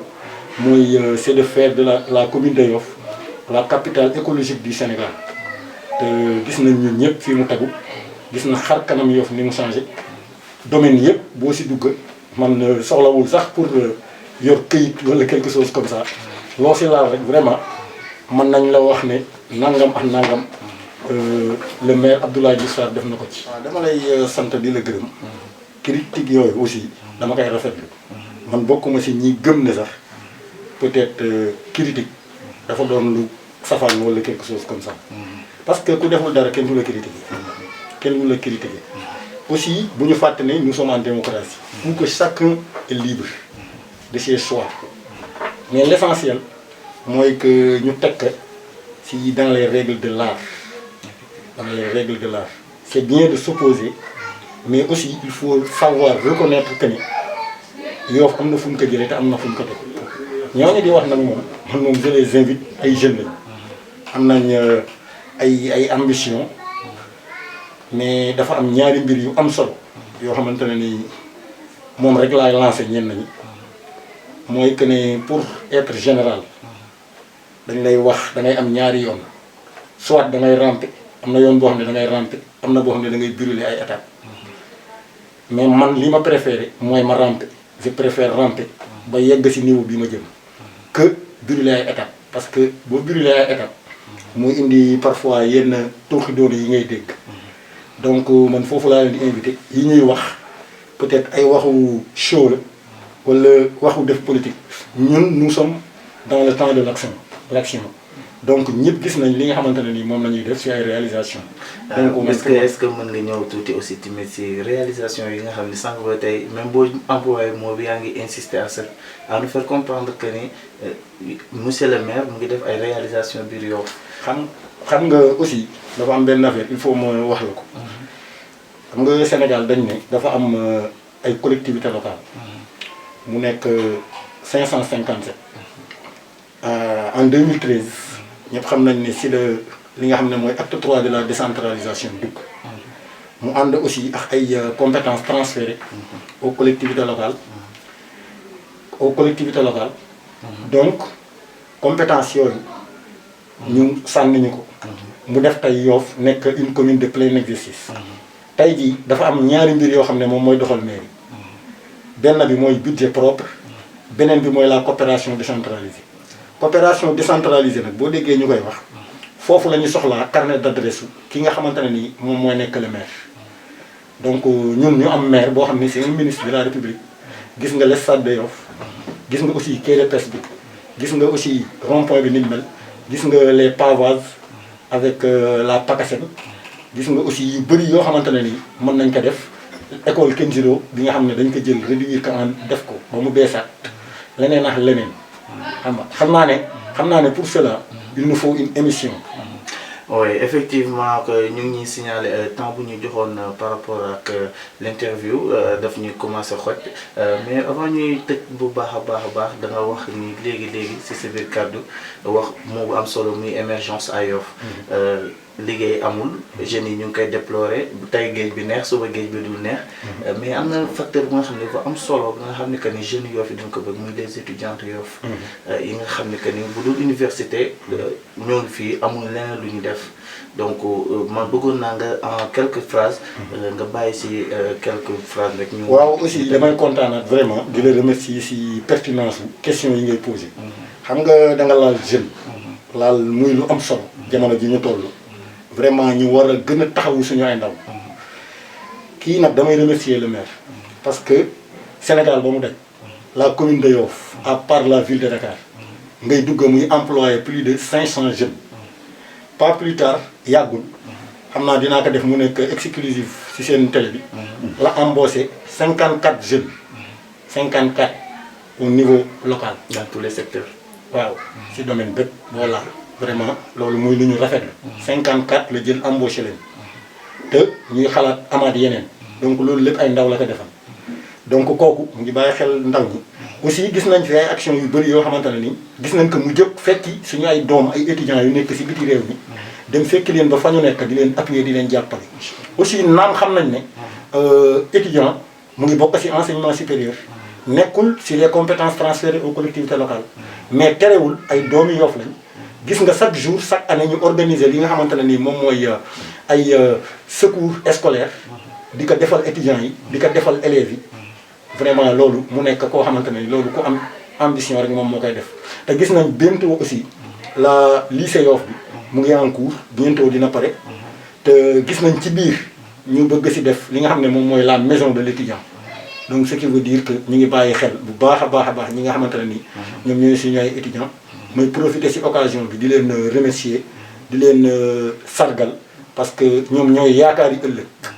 donc foofu loolu laa ci am lu may wax. di leen wax également aussi timide que ni du question émission bi day tirer à sa fin parce que li nga xam ne duñ koy fas yéene élargir yaatal ko ba mu yaatal kenn ku nekk jot ci bu ci ko ci mel ne suñu invité tey jii nii ñu koy wax Libasse Thiaw nekk conseiller municipal xam naa Libasse dinañ gën a invité la gën koy yaatal bu baax. parce que am na ay sujets yi nga xam ne yi délicat nekk na biir Yoff ñu bëgg ko kii. ñu war ko leeral. ba tax na ñu leen jox dig daje très prochainement fii nii ci Vision Plus je vous remercie. amis fidèles abonnés de la chaîne Vision Plus ñu ngi leen di nuyuwaat bu baax a baax di leen dalalaat seen émission chez lui ba tax na tey jii du ñuy xuus ba mairie bu Yoff fekk ci un ami un frère ñu koy wax Babacar Mbengue mu nekk chef de cabinet bu mairie de Yoff également coordonnateur de la CAGE sans temps tarder du ñuy bàyyi notre invité mu nuyu ak saafante ñi nga xam ne ñooy seetaan Vision Plus Babacar nuyu naa la. maa ngi leen di fay Vision Plus ma présenté waat man damaa ngi tudd Babacar Mbengue dëkk Yoff Ndanaat nekk le chef de cabinet du maire de Yoff en même temps jiite ndaw CAGE nekk structure ndaw nga xamante ne ñoom ñoo lëkkaloo Abdoulaye Moussa liggéey ak ñoom CAGE ñu koy wax coordination action jeunesse fi laa juddoo fi laa yaroo fi laa màggee gën nañ ma xam ci turu Mbaye Niang boo duggee Yoff ñi nga xamante ne nii vraiment ñoo gën a familier Mbaye Niang la ñu wax mais ci wàllum administration kii Babacar Mbengue moo gën a siiw. effectivement Babacar Mbengue moo gën a siiw administrativement parlant ba tax na da nga wax léegi si sa présentation sa biographie nga wax bu baax ni yaa jiite li nga xam ne moom mooy CAGE boo nee CAGE da nga siy dégg moo jeunesse ñu xool bu nee jeunesse également da nga siy dégg du ñu naan sport te yaa ngi ci sport yaa ngi ci également politique ba xam ne ban gestion ngeen am wàllu si wàllu sport bu Yoff yéen nga xam ne que ni da ngay dund si ñaari secteurs yooyu. waaw xam nga avant la politique on a été des acteurs de développement ñu nekk ci dëkk bi juddoo si dëkk bi ñu gis ne vraiment dañu war a apporter suñu touche en tant que ndaw ñu milité woon si ay association yu bëri j'ai été président de l'ASC Ndanaat avant may nekk président ASC Ndanaat sa nekk naa membre bureau renaissance sportive bu Yoff donc milité naa fa pendant presque 5 ans. Les 2 premières années si laa ne xaaral expérience bi ma jëlee fii ma dem dugg ci nawetaan gérer sama ASC benn année xool ba xam mais j'ai vu que ndaw yi loolu cadre la boo xamante ni ñoom ñëpp ñu nga fa ñoom ñëpp ñu ngi fay yëngu bëgg nañ ko daal donc ci foofu ngay jaare li ngay jublu li nga am yéene ci développement da koy jaare ci kanam yooyu la jeunesse ñu ngi si sport ñu ngi si culture ñu ngi si yeneen fàcc noonu ngay demee ba am amouru taxawal li nga xamante ne ni moom mooy vraiment le sport ci sa dëkk moo waral suñu présence tamit ci renaissance sportive ma occupé fa poste 3e vice-président chargé de la vie des commissions donc mu nekk loo xamante ne ni vraiment lu ñu ñor la te lu ñu bëgg la daal donc ci taxawaay boobu rek en tant que ndaw en tant que acteur de développement moo waral ñu dugg ci sport bi mais wax dëgg yàlla amul woon benn rapport à la politique mën nañ ne bi ñuy gën a investir ci sport boobu xalaatuñu woon ne sax dinañ investir ci politique wax dëgg yàlla sport dafa nekk ci ñun on est jeune comme tout autre jeune boo nekkee xale yooyu moo lay animé c'est le sport c'est la culture c'est la musique et cetera et cetera. La jeunesse Yoffoise pousse un cas, ñu ngi souffrir à cause de la pour seen côté éducation. À prendre l'exemple des étudiants vivant à Yoff. Bon man bu ma ko tuddee souffrance c'est-à-dire dafa am ñaari format pour nit ki nekk général bu njëkk bi da ngay ramper li ci topp mooy da ngay tëb ay étapes man dama gëm ne lépp luñ mën a sumb ci àddina il faut que yoon wi am ay xaaxam di nga gis koo xam ne dafay tàmbali benn mbir rek mu sotti gars yi dañ siy dolli ne bon mbiru suñu borom wala nit ñëw am taxawaay boo xamante ni lépp ay excellent lu raar d'ailleurs ñu ne kii mayu yàlla la am en tant que jeune ngay jàng man jàpp naa ne tout le temps war na am ay obstacles yoo xamante ne ni war nga surmonter pour arriver li tax ma wax loolu mooy benn fànn la bu wane ne loolu c'est tout à fait naturel c'est dans l'ordre normal des choses beneen bi man dama nekk génn kilifa ñuy liggéey ñu koy wax le ministre maire Abdoulaye Moussa ma xam bu baax a baax taxawaay bi nga xamante ne ni mu ngi koy def si éducation surtout les étudiants dama ko fekki lu ma fekkee laay wax waxuma loo xamante ne dama koy wax sax pour la forme nit ñi lu ma vivre ak moom lu ma fekkee ak moom ma jàpp ci benn kàddu sama diggante ak l'association des étudiants sama diggante ak les étudiants utuma si intermédiaire maa ñoom la direct lu may traité ak ñoom man maa ngi traité ak ñoom lu ma leen di defal man maa leen di def moo waral parfois bu dem voyage benn région def crochet université ba fa nekk dem rencontrer les étudiants yi ba fa ay feneen dëggatam na loolu dëggatam leneen li nag comme toute commune Yoff fii dañuy taxaw les étudiants l'association des élèves étudiants de Yoff mu ngi fi layel ma ne ñu de passage mu nekk benn association partenaire amul lu ñuy organiser te duñu solliciter la mairie la ñuy def délégation dañu leen appuyer financièrement physiquement moralement donc sont nos jeunes frères sont des Yoffois mu nekk association yoo xamante ne daanaka fii ñu bëri ñu fi téye ay responsable fréquenté nañ ko jaar nañ xam nañ lan moo nekk les difficultés daal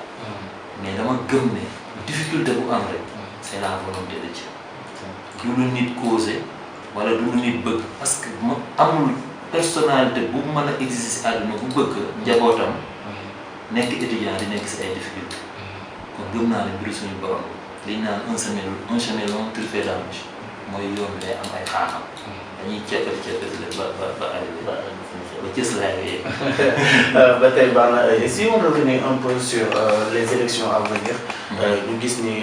monsieur le maire Abdoulaye Diouf Sarr il sera candidat d'après nos informations dafay poser candidat à la c'est évident. géej gi am na ndox. Ouais, géej gi am na mais parlons un peu sur les élections l'adversité est là. dëgg yàlla man de bu amoon ku ñëw jàkkaarloo Abdoulaye Diouf Sarr ne ko li nga soxla laa soxla man damay bàyyi. damay bàyyi. te bu tollookuwul amoon ma neex man je veux voir encore d'autres candidats. gis naa la daa mel ne dama pare de bu doole ko woon du la neex. bu tollookuwul. bu tollookuwul maanaam bu candidat yi yokkuwul du ma neex. ah bon parce que je veux voir les candidats. ñu proposer quelque chose boo xamante ne ñun defuñu ko man loolu rek laay xaar dama leen bëgg a déglu je suis tellement pressé ma xam seen programme dama bëgg a dégg candidat yi ma xam lan la ñuy proposer au Yoff waa nga xamante ne ñun defuñu ko je les respecte tous mais bëgg naa ñu yokk ku si ne rek peut-être am nga touche boo bëgg a apporter ñu déglu la xool ëllëg bu ñu jëlaatee maire bi ñu xam nan la ñuy liggéey et je souhaite que ñun ñoo koy travailler ensemble. ñu gis ne aussi tamit monsieur le maire depuis 2014 ba tey mu ngi fi. mais gisoon nañu dafa woote woon si benn aspect muy aspect émergence d'après da koy xool ñun comme sunu genre dañuy gëstu dañuy xool mais ay ondes négatives vraiment je peux les appeler comme ça. ay ondes négatives par rapport aux critiques que je veux dire quoi. loolu ngay dégg émergence boobu ñuy wax gis nañu wax la gën a niru que jëf. Est-ce que mën nga ñëw si par rapport à ça. Au niveau de Yoff. waaw au niveau de Yoff. Le maire de Yoff. Ah bien sûr on parle de Yoff. Sérieusement. Sérieusement. Parfois. damay dégg nit ñi bu ñuy wax dama naan ndax man ñii commune Yoff la ñuy wax honnêtement billahi moi qui suis au cœur même de la mairie nekk au cœur même de la politique de Abdoulaye Diouf Sarr ak li muy réaliser mooy Yoff émergent. Honnêtement, sérieusement parlé. Qui connaît Yoff 6 ans ci ginnaaw tey nga dëkk si Yoff nga nekkoon Yoff 6 ans si ginnaaw nekk Yoff nga gëstu ce qui a été fait sur tous les plans au niveau de la mairie sérieusement tu vas dire que Yoff changé na Yoff avancé na honnêtement. bés bu ko laajoon rek mën nañ toog ñu énumérer mais comme émission bi gudd dinañ am émission ñu toog dinañ ko gën a yaatal sax dinañ am émission ñu toog. du doon dara du doon affaire de politique du doon dara nii que ñu waxtaan ci li ñu jëf lan la ñu jëf ngir Yoff waay ak fan lañ bëgg a yóbbu Yoff waay jëf ci diina ci maanaam bu ma ne diine si jàmm quoi si jàmm ak ci yar Yoff waay comprendre ne ñun lu ñu wax rek peut-être mën nañ ko waxee neneen noo xamante ne nit ñi dinañ gis ne leneen la mais li ñu wax rek xam nañ ko te xam nañ lan moo tax ñu wax monsieur le maire Abdoulaye Diouf Sarr a fait beaucoup de choses beaucoup même wallaahi azim. ah il a fait beaucoup xëy na loolu day nekk point bu nga xam ni que ni très prochainement incha allah si boo ñu ko permettre. dinaa si sawar trop waaw kay ñu yaatal ko gën ko yaatal comme lu ñu amoon ci temps dafa xaw doy ñàkk doy donc du lay invité waat incha allah nga ñëw ñu yaatal parce que. incha allah lu war a leer ba tey des na d'après gis-gis yeeg dégg-dégg bi lu war a leer bu baax a baax. On va parler sur la gestion politique de Yoff ak aspect finance aspect social et tout ça là je pense que avant ñu lay bàyyi nga bàyyi quelques mots pour ñi nga xam ne ñoo tàmm di seetaan Vision Plus. waaw ndokkale Yoff gépp ci weeru koor sell yi ñu jógee di ñaan yàlla vraiment mu nangu ñu suñu koor jéggal ñu suñu ay ñaawteef di masawu Yoff gépp peut-être on est en politique amaana ba suñu jëf mën na bañ a neex ñu bëri amaana ba suñuy taxawaay parfois nit ñi mën nañ si am ay incompréhension danañu jàpp ne toujours rek defar mooy tax ñu jóg Yoff daf ñu toll foo xamante ni wax dëgg yàlla kenn mënul taxaw suñu kanam ne yaa ngi gën a bëgg dëkk bi ñu bàyyi la noonu man dama bëgg Yoff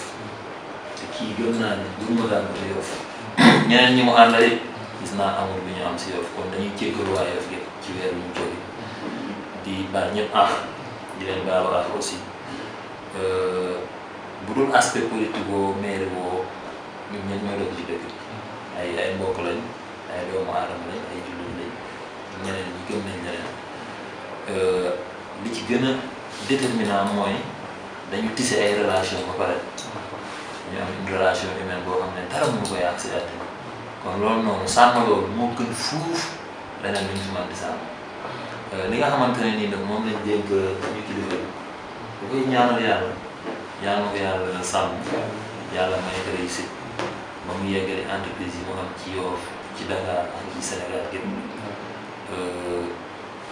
dina ma neex nag laay tëjee ñu am émission ñu jàkkaarloo ñu waxtaan si Yoff waxtaan si politique ak leneen parce que il est temps nit ñi comprendre xam réellement kan mooy Abdoulaye Diouf Sarr lan moo nekk si boppam ak lan moo nekk ay orientation loolu dafa am solo yow dama seetlu ne nit mën na ko xaraf démb mais bu ko jegee ba am moom échange mu waxtaan dafay réccu li taxaw mu sànni xëy na démb parce que nit la nit ku baax la ku bëgg Yoff la ku am ay orientation la ku am vision la te gëm naa ne ndaw Yoff bu ñu ko suivre rek mën nañ avancer li nga xamante ne moom lañ bëgg daal may féliciter aussi Vision Plus TV ab dëkk day am ay télé di toog ab dëkk dara ami télé xam nga ab dëkk war a ami télé lii lëndëm dañ ko war a leeral lépp côté yëpp lu nit war a wax génn ko mu nekk lu positif rek war na mën a am télé bu mu ko waxee foofu aussi ma leen di ñaan en tant que télévision seef leen jàmm yéen ñëpp Vision Plus Yoff TV Yoff Média Info di leen sax def ay réunion waxtaan seen biir yéen a bokk métier ngeen fexe li ngeen nekk nii yéen ngeen am si avancement nit ñi mën leen teg loxo yàlla mën leen si nangul seen ñaan ba ngeen am si avancement donc maa leen souhaité ngeen wéyal ak jàmm comme da ngeen di door du ma leen wax yàlla ngeen fi mais yaa ñetti télé yàlla ngeen tolloo di Chers amis et fidèles abonnés de la chaîne Vision Plus comme nous ko tàmm di defee à chaque fois di ko rafetlu aussi timit bu baax a baax ba tax na tey ñu xuus ñëw ba Layène pour voir notre ami un homme politique un homme de savant un homme qui d'action également et social aussi ba tax na ñu ko présenter biir Yoff El Mansour Dia ñëpp xam ko ci wàllu politique wàllu activité jeunesse et également ñu bàyyi ko mu présenté wu ñi nga xam ne ñoo safoo di seetaan Vision Plus. maa ngi nuyu waa Yoff gépp di tàmbali ci nuyoo bi di nuyu le xalif général des Layènes Baye Abdoulaye Thiaw di ko ñaanal mu yàgg fi lool te wér di nuyu aussi l'association des imams et oulémas de Yoff di jël nuyoo bi di ko teg ci loxob imam ratib di nuyu aussi télé bi nga xamante ne nii ñoo ma defal tey surprise di ñëw seet si ma en ce jour symbolique muy jour Eid vraiment Korité donc di wax ne maa ngi leen di nuyu di jël nuyoo bi di ko teg ci vraiment loxo Mouhamed Samb di la nuyu yow aussi Prince en tant que présentateur. fay nañ la bu baax a baax ñu gis ni El Malick yaa ngi ci secteur bi ñu naan politique te ku ni politique rek ak nun koy déggee xel yi nun koy xalaatee également ñu xool Mansour nan nga ñu mën a définir yow ta façon de faire la politique. waaw donc di wax ne si présentation bi rek maa ngi revenir di wax waa Yoff seen doom seen xarit El Mansour Dia mu ngi leen di nuyu ku si nekk si événement bi nga xamante ne nii moom la ñu nekk muy Korité di wax déwénati ngeen baal ma àq baal naa leen àq donc pour revenir si question bi mon très cher frère di wax ne politique man ni ma ko gisee nekkul lu dul fexe taxawu sa askan fexe jàppale sa askan quand on dit nag jàppale sa askan man je résume juste mooy xool lan mooy seen jafe-jafe lan mooy seen bëgg-bëgg nga dem taxaw fi nga xamante ne nii moom nga leen war a taxawoo pour jàppale leen ba li ñuy soxla saa su ne nga di leen ci taxaw li ñuy bëgg saa su ne nga ñëw ànd si ak ñoom saafonte ak ñoom nekk ak ñoom parce que je dis nit ki pour nga dimbali ko foog nga nekk ak moom comme on dit c'est le milieu qui détermine l'homme donc je dis que ne nit mënoo ko taxawu te jegeñoo ko nit mënoo xam soxlam te wax dëgg yàlla nekkoo ci moom donc dans un premier temps je dirais que assister population bi donc être à côté de la population xam seeni jafe-jafe xool seeni jàngoro fexe jéem noo ko saafara fexe jéem noo si taxawee ba seen aajo faju wala seen bëgg-bëgg wala seen attente vraiment nga apporter si des solutions donc pour de façon ramassée hein parce que je dis pour définir politique vraiment bu ñu ko doon définir aussi ça peut prendre des heures et comme on dit la politique c'est l'art de gérer la cité c'est la gestion de la cité et ñun yàlla dogal ñu nekk aussi ay jeunes yu très conscients par rapport au développement de notre commune ñu di si teg ay jéego di ci dox depuis lors donc de façon ramassée c'est ce que je tenais à répondre ce soir. Pour revenir sur vos propos donc da nga wax le développement de la commune de Yoff ci biir wax aussi tamit tantôt yaa ngi doon wax bu baax léegi comme genre politique la définition est-ce que c'est pas une chanson répétitive nga xam ne yéen ñi nga xam ne yéen a yëngu si wàllu politique moom ngeen def parce que booy xool excuse-moi booy xool ci biir Yoff ou bien les ragots bon je dirais pas ragots mais de bouche à oreille da ngay dégg les politiciens ils ont les mêmes propos maanaam c'est une chanson bu nga xam ne tàmm qu'est-ce que vous pouvez nous dire par rapport à ça? Oui, moi tout ce que je vais dire c'est que il faut retenir que la politique va changer.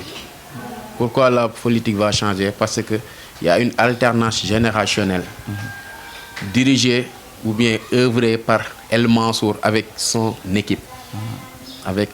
toute la team. Dëggal nga sa bopp de. Ah bien sûr. Parce que je reviens juste par rapport à la question. Moi je connais aujourd'hui de partout, particulièrement au Sénégal, on a noté comme quoi que la politique se fait d'une façon extrêmement, je dirais, voilà quoi,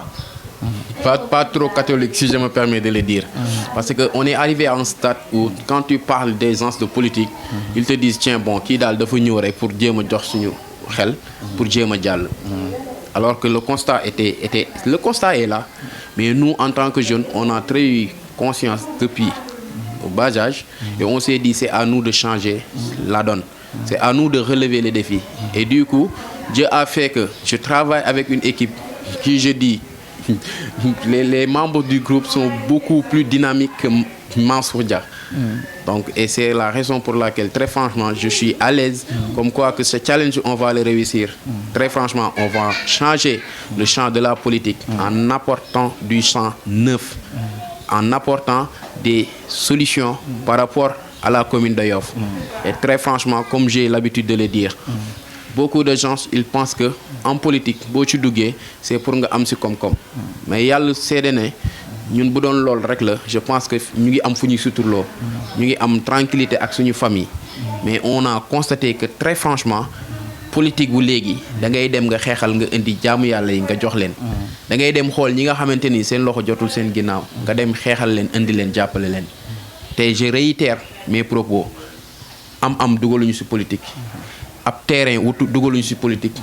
alal bu ñuy am dugaluñu ci politique dañ dugg ci politique vraiment parce que gis nañ ne les temps sont durs et que état bi ñëpp la fi nekkal et que commune bi commune Yoff ñëpp la et que tey ku nekk war na sentir boppam ci commune bi ku nekk war na sentir boppam ci Sénégal. Effectivement ñu dégg aussi timit également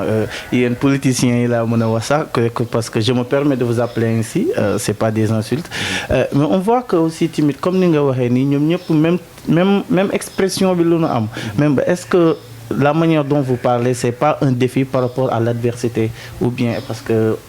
on sent que vous voulez dire quelque chose que vous n'osez pas dire. Bon, je dirais juste que la question est un peu ambiguë. Bon, mais ce que je tenais vraiment à préciser, c'est tout simplement que nous, on est des jeunes. Et qui dit jeune, c'est qu'il y a la fougue. Mais sachez qu'on n'est pas seul, parce qu'on est accompagné par des sages, des personnes vraiment qui ont l'expérience, qui ont l'expertise. Et vous conviendrez avec moi comme quoi que benn nit mënul réussir dara. Mais staff bi nga xamantene ni on l'a, staff bi ñuy liggéeyal, il y a vraiment des couches yoo xamantene ni ñoo ko composé. Et très franchement, c'est ce qui nous permet toujours ñuy wax ne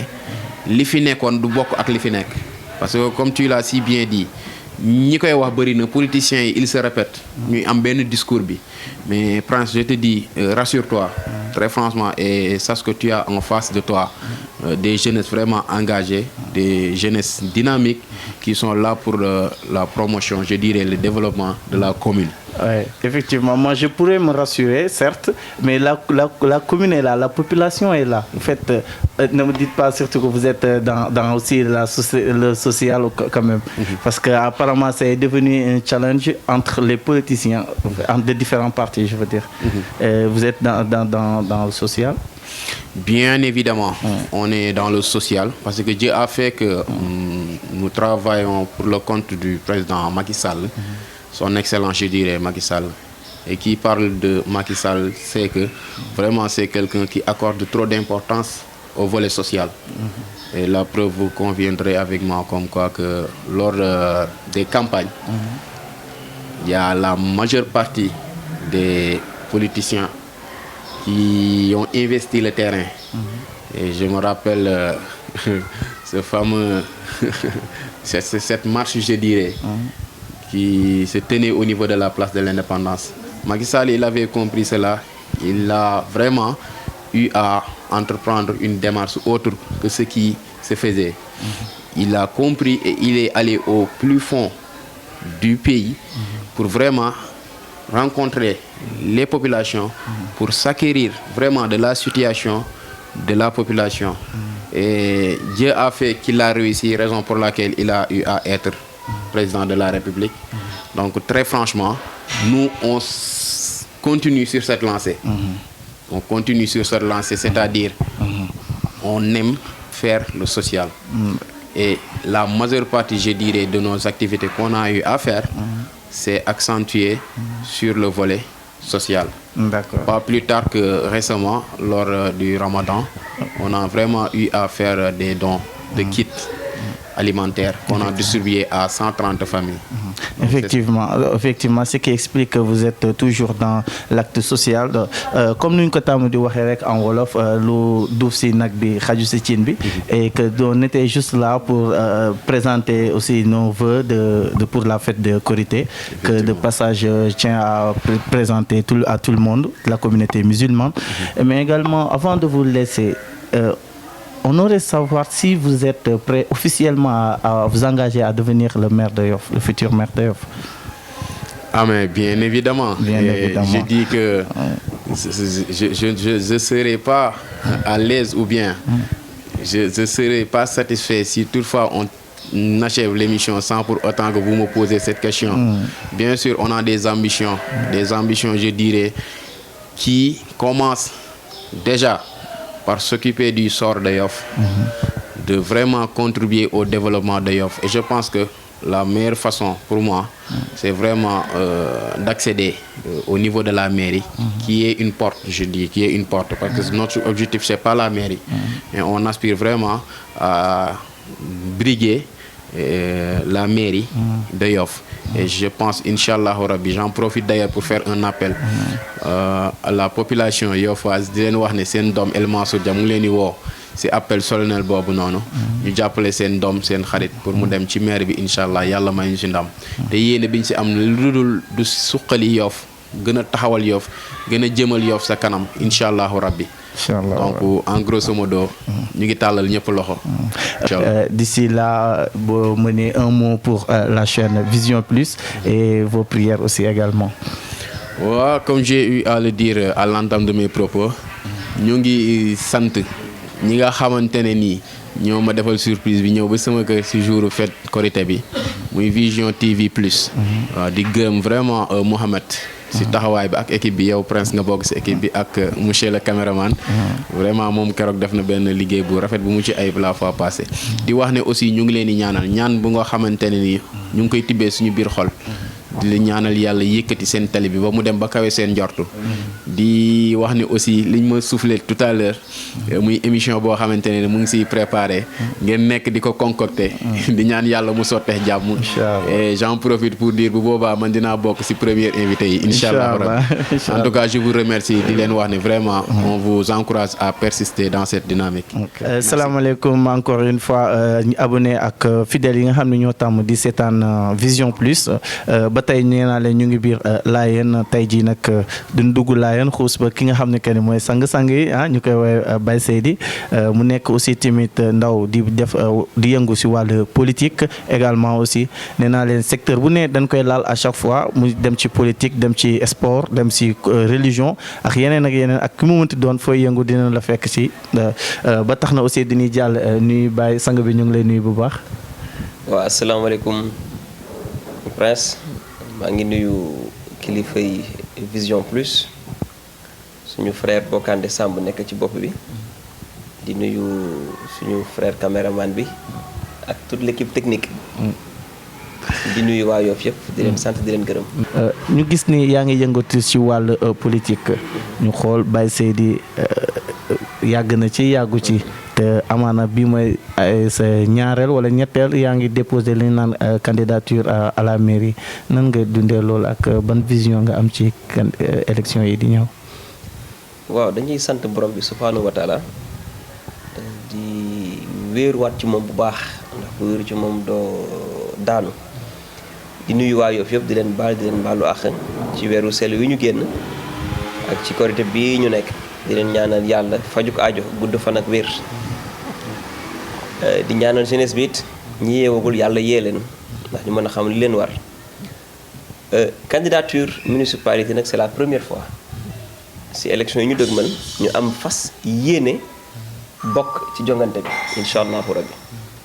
élection yi ñu weesu c'était des élections législatives maanaam ñu doon tànn ndaw yi jëm ci pencum ndaw réew mi ñu bokk ci liste taxawu maa ngi ko taxawu Sénégal donc mais bi mooy suñu njëlbeen ñu yëkkati suñu loxo fas yéene liggéeyal Yoff ci bànqaas bi nga xamante ne moo dajale waa Yoff muy mairie Yoff waaw. Baye Seydi lu tax politique ak statut bi nga yoree ak fi nga bokk pourquoi nga choisir politique. maa ngi ci fukki at ak ñeent ci engagement politique élection yi ñu dëgmal mooy juróom-ñetteelu élection yi may bokk nekk ci acteur 2007 campagne naa fi 2009 2012 2014 2016 2017 2019 donc 2022 bi ñu dëgmal incha allahu rabbi mooy nekk juróom-ñetteelu élection yu may yëngatu ci Yoff ci politique donc yàgg na yàggul mais ñu ngi ciy foraatu di jàng di bonifié wu te li ci am solo rek mooy ndaw bu nekk ak foo mën a jógee ak noo mën a mel ak ku mën a doon sa kilifa ak foo mën a soxee ko sa wareef mooy defar dëkk bi te ñun dañu am ay wéjur yoo xamante ne dañu yàgg xiirtal ci taxawal dëkk bi defaral dëkk bi liggéeyal dëkk bi te yàlla tax ndax bu doon lu ñu utal suñu bopp la suñu koomu bopp wala suñu alalu bopp amoon nañ sañ-sañu dem def ko dem liggéey di fayee ko di daan suñu doole jàpp suñu njàmbur mais gisewuñu ko noonu ndax nit ñu yare dañu yare ne ndaw surtout jullit dafa war a amal njariñ askanam amal njariñ dëkkam donc li ñu la yare boo ko màggalee boo taxawee ba dëgër faaw nga bëgg ko donc ci loolu nag la suñu engagement politique soxee ko vraiment ñu koy sante borom bi ndax ñu ngi ci yëg ndimbalam bu baax a baax a baax waaw ndax néew neen ay at mais wax jiit bari na gërëm yi bari na du lu ñu sopp sax mais lépp lu ñu def du suñu kattan du suñu doole mais ndimbalu yàlla la parce que moom lañ bëgg jaamu à travers ay jaamam mooy doomu aadama yi nekk ci dëkk bi Yoff ak au-delà. ñu xool ñu ni opinion publique Baye Seydi xëy na lu jëlee ko to Yoff Tongoor na ngaañ nga paru xëy na ñooñu ndinaat xëy na nangul nañu Baye Seydi politique am nangul nañu Baye Seydi dafay yëngu si wàllo wante fi mu dëkk maanaam fi mu bokk muy laayeen nagam laayeen moo ñu opinion bu ñu am par rapport ak politique bu Baye Seydi nagam lu positif la wala lu négatif. waaw lu positif la dama ciy dalal xelu ñëpp ndax kilifa yi ñu ŋànk ñu jokk ci ñoom réeréew ñu ak ñoom ci dara ndax bi ñuy tàmbali dem nañ ci ñoom tàggu leen wax leen mbir mi ñu am bébét ñu ciy ñaanal nag te fu ñu toll it ñu ngi leen di rendre compte pour ñu xam ndax nit moom faaw nga am kilifa ndax kilifa moo lay mën a orienté moo lay mën a gàggante amaana bi di nga ànd ak nit mu rus la wax dara wala mu rus la wax ne la taxawel nanga mais sa kilifa moom ruseel boobu du dox sa diggante ak moom donc ñun dañu nangu kilifteef ba noppi nag suñuy kilifa ma bantuwaat ko réeróo ñu ak ñoom ci li ñuy doxal. bu ñu jógee ci loolu aussi du ñuy daanuwaat fi nga xam ne mooy la gestion politique du parti. alors ñu xool ni parti bu nga xam ne que ni fa la Baye Seydi nekk du nga xool da ngeen di insister si wàllu social. alors que social bi léegi dafa dem ba dafa nekk moo jël place politique si wàllu boppam. ndaxte ñëpp moom nii demee guerre. ba récemment ñu gis yéen a ngi def organiser ndogu fii ci jeexalumtu koor gi yéen a ngi dugg ci yeneen ci bourse yeeg est-ce que loolu nekkul juste une arme wala benn arme sax laa mën a wax bu ngeen jël da ngeen di ko utiliser pour le bien de la population wala pour nax nit ñi rek. ci ñiy politique ci Yoff bokkuñu si ñuy woote ndaje di joxe maanaam woote filmer ne ñu ngi maye bourse te yàlla xam ne li ñu fi dugal ci ay bourse ëpp na 2 junni di dem defuñu it di financer femmes yi di ko biral di ko filmer di ko photo di ko dugal ci réseau yi comme li xew ci jamono lépp lu ñu def dañ ko jëf te yàlla tax te jëf ji njëfit jëfaluñ ko it suñuy nit ñun dong dañ ko jëfal Yoff jëfal ko ku ànd ak ñun ak ku àndul ak ñun donc boo gëstoo loolu di nga ci am ay firnde seetuñu coloration politique ku nit ki te ñu nit loolu aussi utiliser wuñu ko comme arme devoir la ñu war a jàppale suñu dëkk parce que ñun ñoo choisir engagement ñu engagé wu di ko def te yàlla tax nit ñi nag am nañ seen sañ-sañu gërëm waaw mais ñun moom ku gërëm alhamdulilah ku gërëmul it merew ñu la parce que li ñuy def defuñ ko pour ñu ñuy gërëm ñun ku xam ni ñuy doxee sax xam ne nous marchons dans la discrétion bourse yi li ci am solo mooy ci wàllu social li ñu bëgg mooy am une jeunesse conquérante maanaam ndaw yu mënal seen bopp mën a doxal seen bopp mën a jàkkaarloog jamono taxawee li jamono laaj te mu bañ a yàq nag seen i jikko yàq seen diine donc loolu day permettre bépp ndaw ba toll ci sa buntu àdduna ñu yombalal la loo jànge pour nga mën a am xam-xam pour nga mën a bokk ci ëllëgu Sénégal donc ci wàllu boobu loolu moo ñu si gën a motiver waaw politique de développement la ñuy def defuñu politique politicienne te wax dëgg yàlla ñu ngi siy sant yàlla parce que yàlla ngi ñu ciy defal comme ni ma ko waxee sànq ndimbal gu rëy te ñu ngi ko ciy sant bu baax. alors Baye Seydi avant ñu lay bàyyi bu baax a baax nii xam naa ni émission bi dinañ ko gën a jël yokk ko élargir ko bu baax a baax bu nga xam ne que ni yeneen questions yi dinañ si ñëw yeneen leeral tamit nañ see ndax bàyyi ñu la de yaa woote yaa bëgg nekk maire Yoff duñ la bàyyi duñ la jox suñu dëkk bi nii non incha allah ba tax na la ba say dernier mot ak si suñu télé bi nga xam ne que ni duñ ko sumb incha allah te bëgg ci ndam. waaw daanaka sant yàlla rek di lancer un appel à la jeunesse ñaara mën a nekk soit une jeunesse conquérante ñi ma ko waxee sax maanaam jeunesse bu mënal boppam bëggal boppam doxal boppam wala une jeunesse assistée jeunes yoo xam ne saa su nekk dañuy yeew seeni loxo yeew seenam xel di leen diri ci lu neexul dëkk bi ak lu dul njëriñu dëkk bi ñaar yooyu moo fi nekk question bi nag question de choix la à vous de choisir fan ngeen di far li ñuy ut nag xam nañ ne metti na mais ni ko tubaab di waxee nous n'avons pas le choix amuñu pexe faaw ñu jàkkaarloo ak loolu pour suqali dëkk bi ñàkk gi ci dëkk bi metti na lool féewale bi ci dëkk bi ndax ku ma am ndey ku ma amul ndey metti na lool donc yow faaw ñu téyewaat ko doxal fi justice bu ñu am nañ ci yaakaar nag bu ñu gisee instance coutumière yi yeesal gi ciy am jamono ji ñu weesu ñu amaat yaakaar bu baax a baax ci suqali Yoff ak ëllëgu Yoff parce que foofu la ndox mi daan taa ci instance coutumière mu demee ba gis ne mu ngi jugaat vraiment tegu ci yoon bu dëgër dañ ci sant yàlla am yaakaar nag ci li ci topp parce que jàpp nañ ne bu foofu baaxee rek li ci des yëpp dina baax donc di lancer waat appel ndaw ñi pour ñu jël seen responsabilité face à l'histoire face au devenir de Yoff macha allah. macha allah sang bi ñu ngi lay jaajëfal bu baax a baax di la remercier également encore une fois si invitation bi nga xam ne que ni defal nga ñu ko di la wax nag li mooy émission chez nous donc chez lui autant pour moi di la aussi tamit yàlla na la yàlla bàyyi fii waat ba si kanam ba ñuy mën a am jàkkaarloo bu mel noonu ami téléspectateurs yi gis nga lii leen fi andi woon tey seet si ak ki nga xam ne mooy sang bi di Baye Seydi ñoo seet si ko mu teral ñu def tamit aussi daraam bu baax comme ni koy gars yi di waxee waaw kay kon ñu déggandoo ko di leen jox dig daje prochainement dans votre émission chez lui.